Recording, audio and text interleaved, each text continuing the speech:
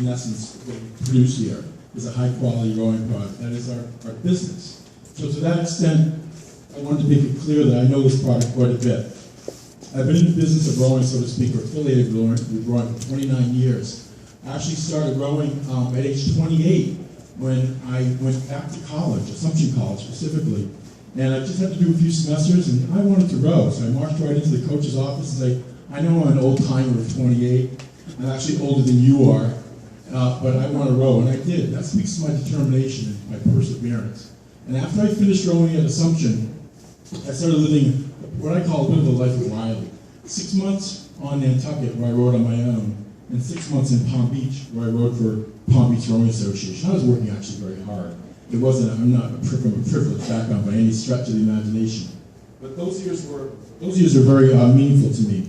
But I came to community rowing 24 years ago in May 2nd specifically, in 1988, when the only facility we had was a little shed that sadly got demolished this past summer. It's since been replaced, if you haven't noticed rowing by a bit of a replica of the boathouse that's being used by Wellesley College and New Country Day. And I soon got elected to the board of directors that fall, and I served as the recording secretary for 6 years. And those are very difficult years, as I mentioned in the past. We had some times when we nearly went out of business. And I think it's meaningful for someone like myself who has a 24-year history with this organization, particularly when things were not necessarily that great, that we got through that and we stuck it out, and here we are. This was unimaginable 24, 25 years ago. Who would have thought we'd be in a facility of this caliber? More recently, I've been on several committees.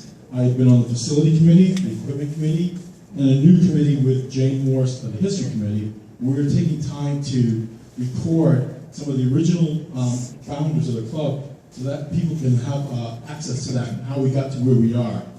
I think it's very notable that I've been to every board meeting in the past 5 years. I've not missed a board meeting when I was a board member back in the 80s and 90s, and I haven't missed a board meeting here. And I want to thank Leland McCain and the board members for being gracious enough to recognize me when I'm often the only person there as a visitor and raise my hand and voice some opposition or some support. And for the most part, I'm extraordinarily impressed with the way things are. There are a few things that I'm always kind of cranky about, and that's my personality. And I know I can be very forceful. I own that. But sometimes a person has to really take a stand and stand up for what they believe in. And I'm very capable and very comfortable in that role, taking a position that others may or may not feel that comfortably about. I worked for Empire Racing Shells, which I think is the Ferrari of rowing shells. I covered North America for them for a number of years. And then I went to Resolute Racing Shells. So the more meaningful role that I had was when I worked for U.S. Rowing. And I used to oversee the Mid-Atlantic and Northeast regions of the United States, while 3 other people used to oversee the rest of the United States together, who collectively had less members than I did all by myself. And it was my job to answer the phone. Back then there wasn't all that much email.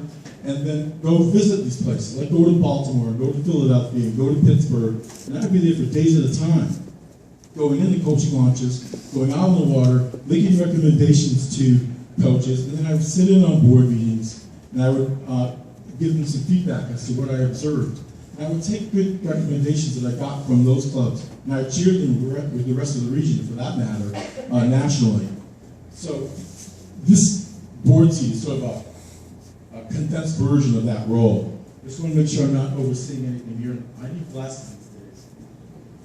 By the way, I used to play the clarinet, and that's not going to happen tonight either. So, I have an extraordinarily high opinion of the board, and I have a very high opinion of the members here.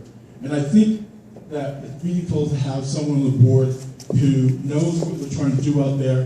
Those of you who were here this summer actually saw me get into the barge. That was partially just so I get some movement out there. I've got to drop a lot of pounds to get back in the competitive program I rode before. But I'd be out there in the barge, and I got to see the entry-level component of this club that I never saw before. And it was very interesting, because that's a very important part of this business. We have to have people come in and have a very positive learn-to-row experience. From there, they grow and carry on with their own careers. So in conclusion, I just want to say, I hope you'll acknowledge my 29 years of rowing, my 24 years of devotion to community rowing and elect me as one of the board members tonight. Thank you.